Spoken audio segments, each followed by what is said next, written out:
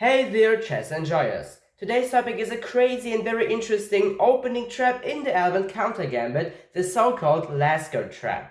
A trap for black that can actually work in real games and that was named after the famous German chess player and also second chess world champion Emanuel Lasker. So how I've already teasered, this opening trap goes after the Albin Countergambit. So on pawns to d4 and d5, followed by pawn to c4, we with black answer with the key also called the main move of the Albin Countergambit, which is pawn to e5.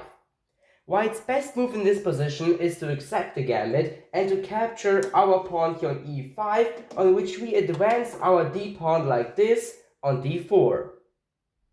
By this pawn advance, you are not allowing white to develop their knight here on c3 because of this pawn on d4. And therefore, your opponent may try to get rid of this annoying pawn by just playing e3 and trading pawns here.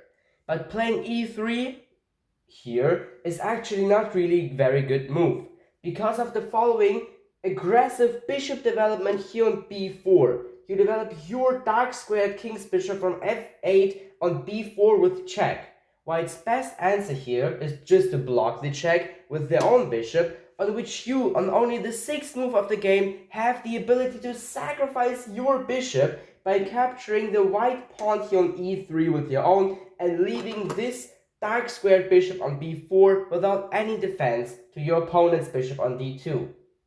So if your opponent, the player plays the white chess pieces in this position, falls for the trap and captures your now sacrificed and undefended bishop on b4, you have the ability to capture white's second pawn here, now on f2 with check.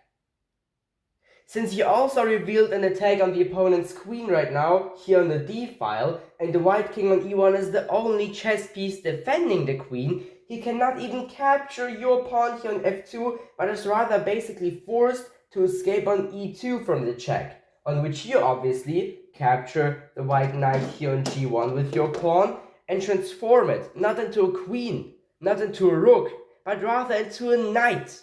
Isn't this crazy? And well, since I don't have, unluckily, 3 knights, you just imagine that this knight on g8 is still standing there, and I will just take it here and transform this pawn into a knight with check.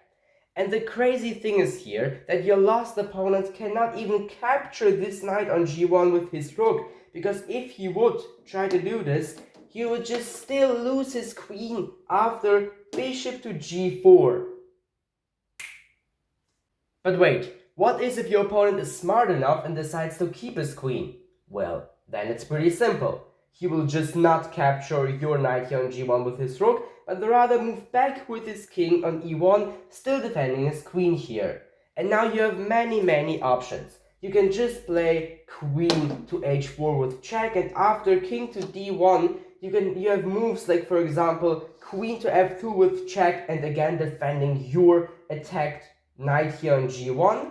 Or you can also just develop your knight on c6, and so on and so on. But fact stays, you have just crushed your opponent in the Albin Countergambit, and you are winning this position completely now.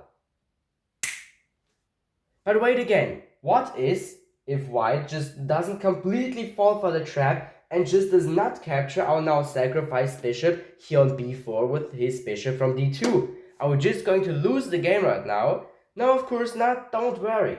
White's best move on this position is obviously the only sensible move in this position, to capture our pawn on e3 right now. And here you have really many options. You can just play queen to h4 with check, and after pawn to g3, attack white's rook here in the corner of the chessboard with queen to e4. So the position in the chessboard right now is just completely equal. None of the players have advantages over the other one, and well, you can just keep on playing like this. And yes, you may think, well, right now I'm down a pawn. Isn't this a disadvantage for me and an advantage for my opponent? No, because just look at white's pawn structure. It is completely broken with 2 doubled and unconnected pawns here on the e-file. So just continue playing, and yes, you can really use this bad pawn structure for big attacks on your opponent. So this was it already with this video, in which I have shown you this crazy opening trap in the Albin Countergambit, the so-called Lasker-Trap.